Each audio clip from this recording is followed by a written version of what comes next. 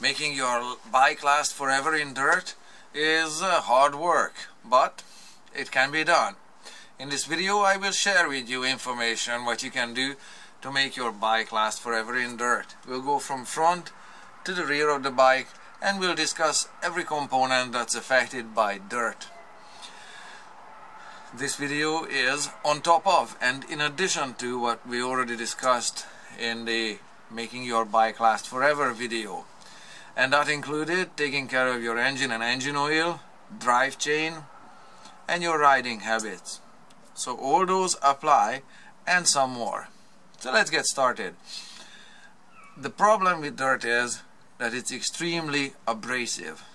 Dirt contains sand, and sand contains silica. Silica is the 8th or so most frequent element on the planet Earth.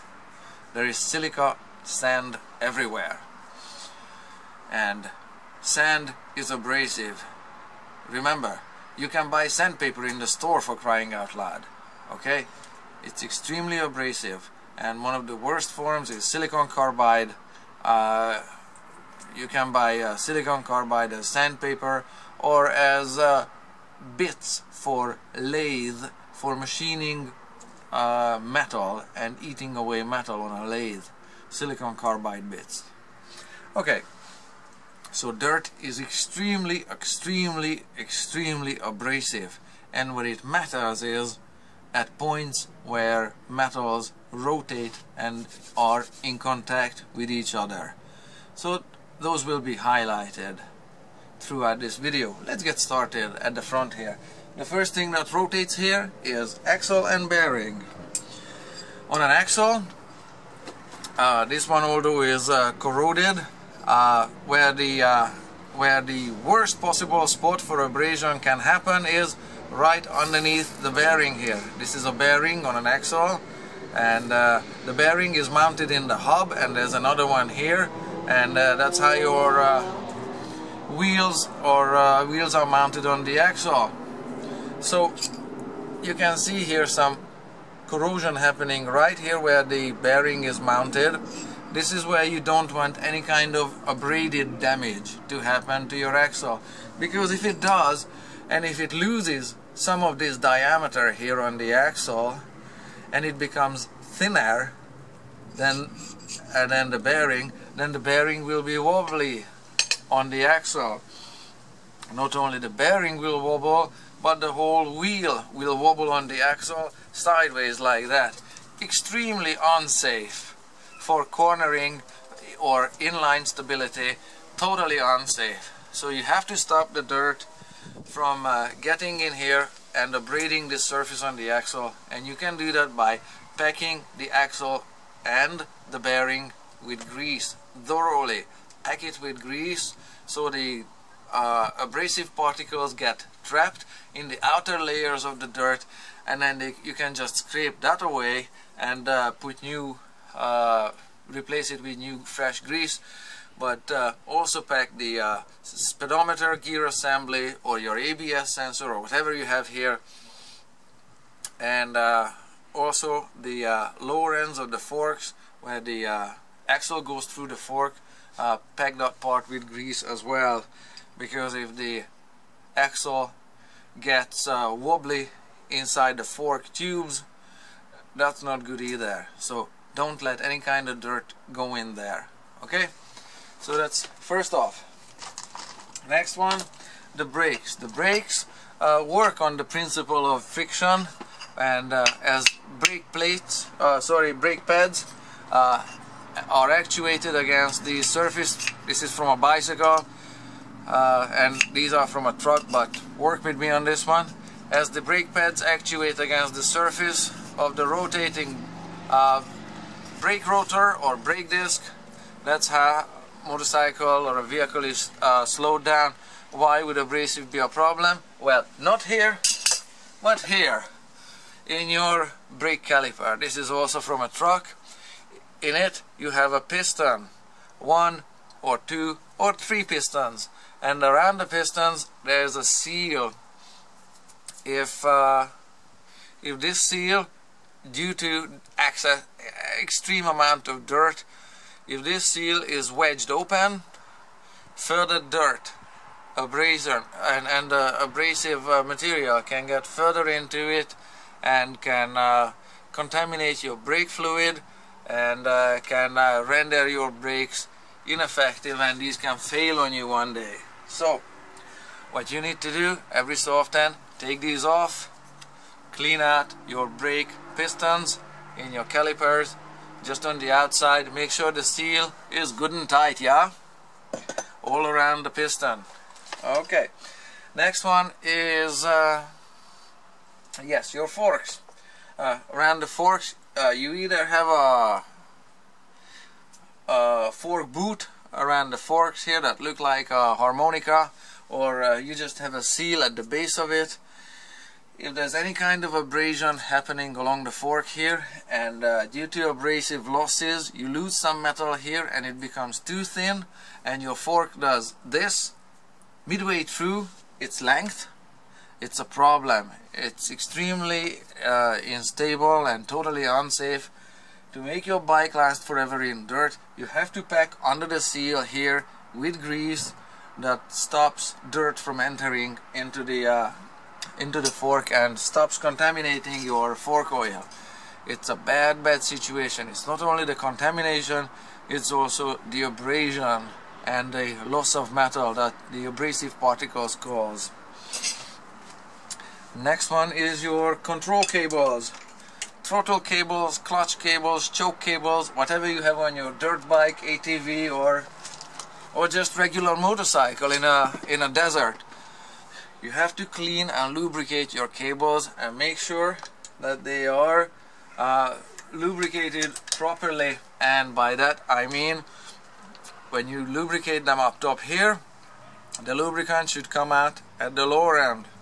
I tried previously all kinds of commercial clamp-on and spray-in type lubricants. They didn't impress me much. It either spilled left and right out, or they weren't penetrating enough, or the lubricant itself dried out fast enough, as they have to have some kind of solvent in them to make them airborne and make them work. I didn't like them. I just found myself using engine oil, and this one is still leaking out some of the engine oil, which is very fine, and in a few minutes it will be installed back on the bike. Obviously not this one without the engine. In a pinch you can also use olive oil, cooking oil, canola oil, palm oil, whatever else you have. Once I fixed Uncle Leslie's cement mixer with it, but that's something else. And you can also try WD-40, but this stuff is solvent based. That means this evaporates and the lubricating effect will be lost. Once the lubricating effect is lost, abrasion happens on these cables. Although in a dry country these don't abrade rapidly, but it's still, you have to keep them lubricated, okay? They still wear. Next item is your electrical connections and connectors. In a dirt environment, to make your bike last forever, you gotta have power, and you have to have, for power or anything to run on the bike, you have to have good ground. To have good ground, make sure it's clean and free of debris and any kind of deposits or sediments. Okay, you have to have good ground, and maybe a little bit of wire brush. I'm not saying chip up the paint, but take care of it so it's got so you got good ground for your electrical system. Next one, your drive chains. Here is how a new drive chain looks like. Here is how something old looks like that's worn.